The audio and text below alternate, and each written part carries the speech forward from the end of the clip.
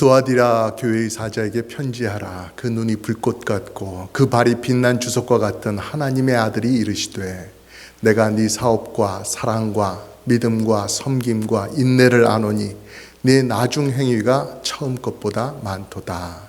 아멘.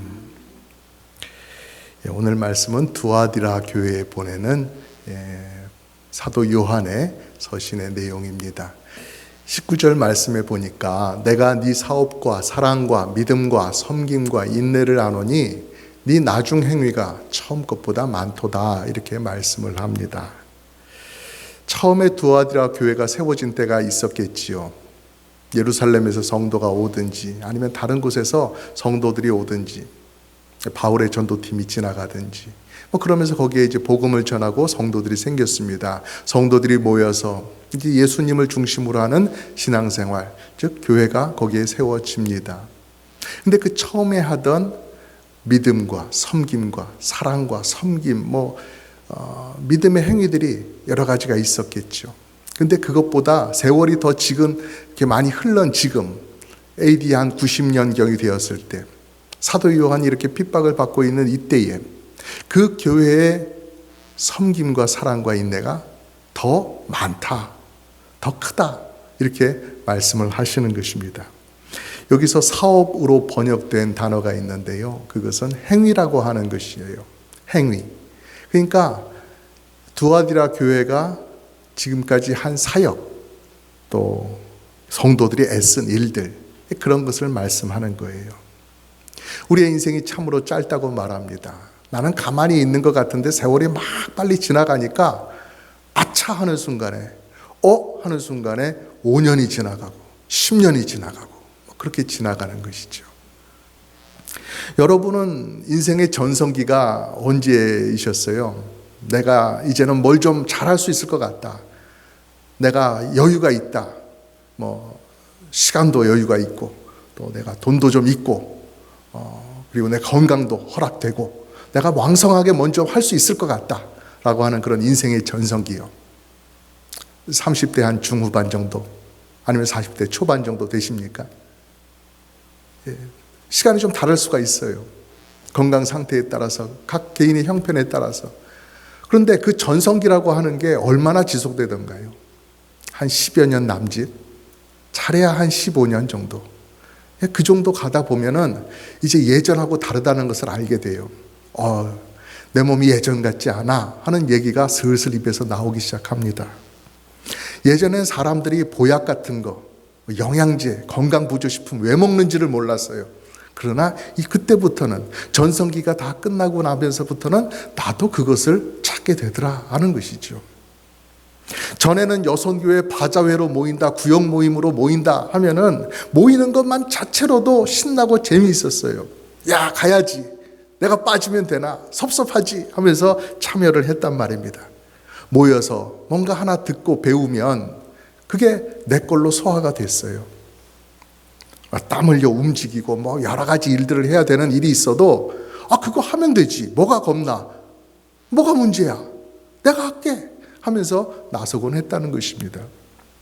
에그롤 만들어서 정말 수백 개, 수천 개의 에그롤을 튀기고 만두를 막 빚고 하는 거 다 했지요. 김치를 담그고 또 구역 식구들과 성경을 공부하고 또 교제를 나눈 것, 그거 다 이렇게 할 수가 있었습니다. 국수 하나 끓여서 먹으면 그게 그렇게 맛있었지요. 다른 것 없어도 국수 하나만 가지고도, 국수가 푹 삼겨가지고 너무 많이 삼겼든지 아니면 덜 익어서 꼬들꼬들 하든지 그거 상관이 없었어요. 그거 따지는 시간에 한 젓가락이라도 더 먹는 게 중요했단 말이죠. 그리고 또 남은 국수에 이것저것 다 집어넣고 막 비벼가지고 배가 빵빵해질 때까지 그렇게 먹고 나면 야, 오늘 정말 잘 먹은 하루였다, 야, 우리 성도들과 좋은 시간 보냈다 하고 그런 마음의 뿌듯함과 감사함이 우리에게 차올랐던 것이었죠. 근데 세월이 조금 지나니까 내가 언제 그랬냐는 듯이 모든 것이 시들하게 변해버려요. 막 배꼽 빠지게 재미있는 일이 아니면 웃을 일도 잘 없지요.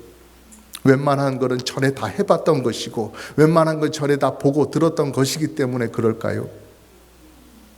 집 바깥에 나와 있는 것 자체로 막 에너지가 막 갈려 나가는 느낌이에요.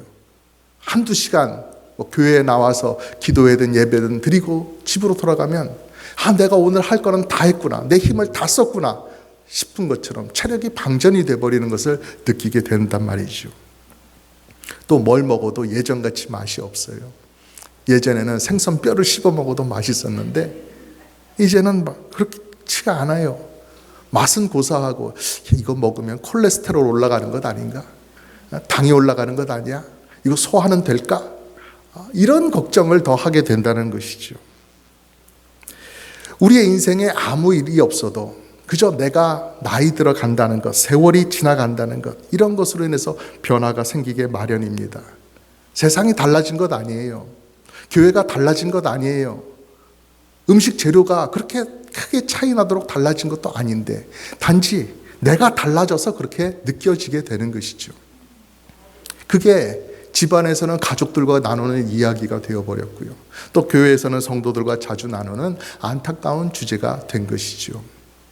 아무 일이 없어도 그렇다는 것입니다. 그런데 만약에 교회에 어떤 큰 어려움이 생겼다 한다면 성도들의 신앙생활에 있어서의 활력과 힘은 더욱 떨어지게 되는 것이죠. 성도들이 자주 모이지 않게 돼요.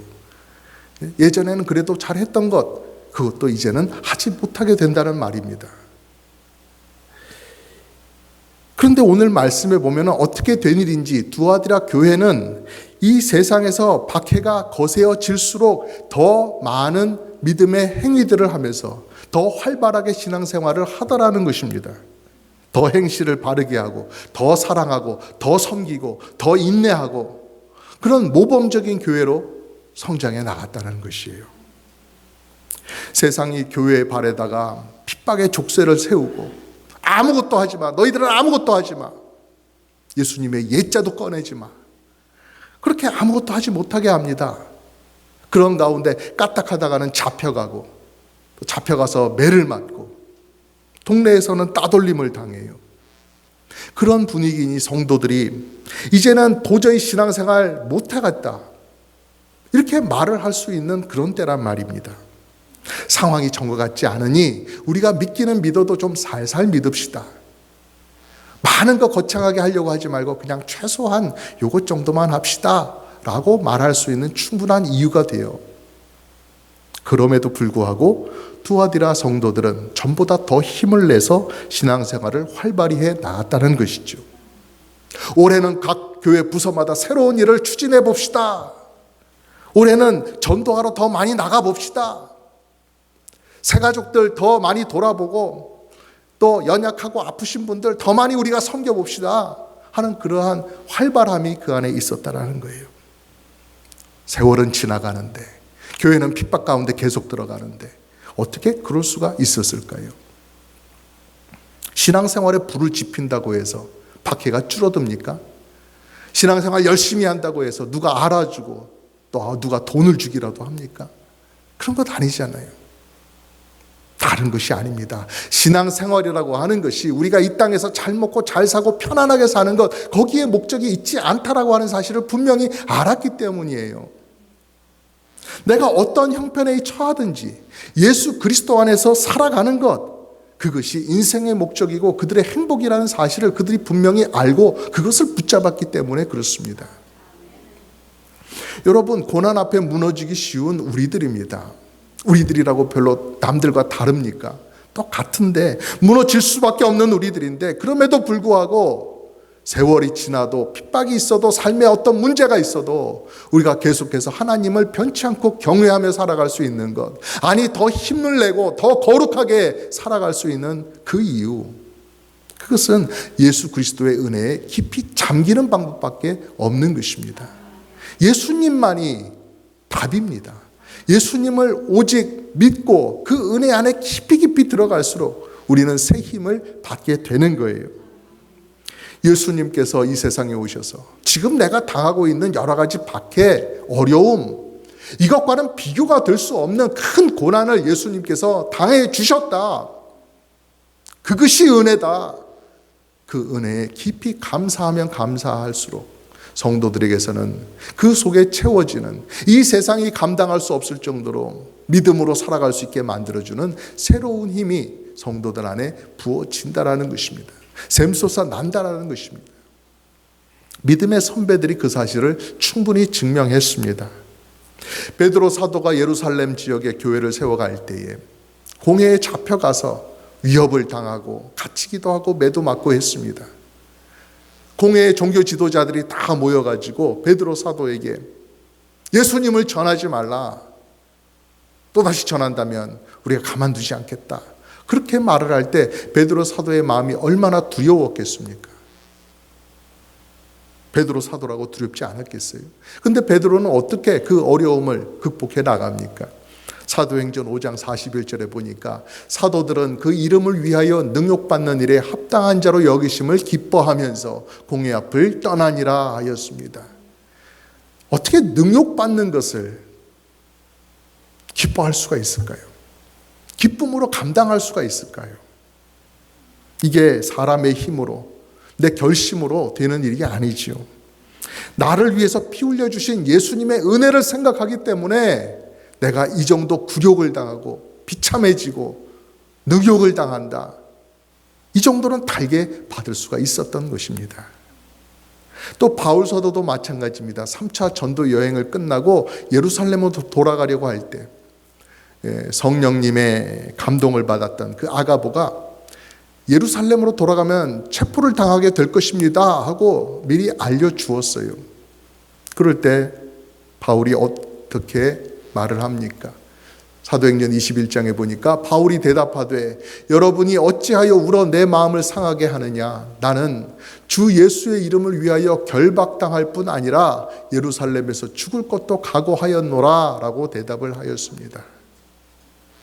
여러분, 3차 전도 여행까지를 다 하면서 바울은 오랜 세월 동안 별별 어려움을 다 당하였지요. 맞고 또 목숨이 위험해지고 사람들로부터 모함을 당하고 공격을 당하고 하는 일들이 정말 어처구니 없고 억울한 일들이 무척이나 많았지요.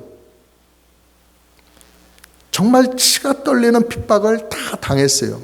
근데 예루살렘으로 들어가서 또 그 핍박을 당한다 한다면 그 마음의 부담감이 얼마나 크겠어요. 내가 한 번도 당해보지 않은 그런 어려움을 내가 가보지 않았던 곳에서 당한다, 나도 몰랐는데 갑자기 당하게 되었다 그러면 모르는 상태에서 당할 수는 있겠지요. 그러나 다 아는데, 공격받을 것도 알고 핍박받을 것도 다 아는데, 그리고 그것이 얼마나 힘든지 이전에 다 경험해 봤는데 그것이 있는 곳으로 들어간다 하는 걸 얼마나 힘들겠어요. 근데 바울은 분명히 알았습니다. 자신이 지금 예루살렘으로 가서 포박을 당하고 그 어려움을 당하게 되는 것, 그것은 주 예수의 이름을 위하여 당하는 고통이라는 사실을 알았던 것입니다. 예루살렘으로 가는 길, 그것이 고난을 향해서 사자의 입으로 가는 그 길이 아니라 내가 예수님을 위해서, 예수님의 일을 하기 위해서 가는 그런 영광스러운 길이라는 사실을 알았던 것이죠. 그래서 내가 결박당할 뿐만 아니라 죽을 것도 각오하였다라고 말할 수가 있게 되는 것입니다. 여러분, 우리에게도 이와 같은 영적인 안목이 열리기를 바랍니다. 이러한 고백이 우리에게도 있기를 바랍니다. 그래서 예수 그리스도 안에서 마음 많은 청춘이 되기를 간절히 바랍니다. 우리의 신앙만큼은 순교자의 신앙이 되어서 주님으로부터 네 나중 행위가 처음 것보다 많도다 하는 칭찬을 우리가 받으면 정말로 기쁘겠습니다. 주님께서 채워주시는 담대함, 힘, 그것을 받아서 우리도 일에 있어서나 사랑에 있어서나 믿음이나 섬김에 있어서 날이 갈수록 더 잘해 나가는 우리 모두가 되기를 간절히 바라며 주님의 이름으로 여러분을 축복합니다.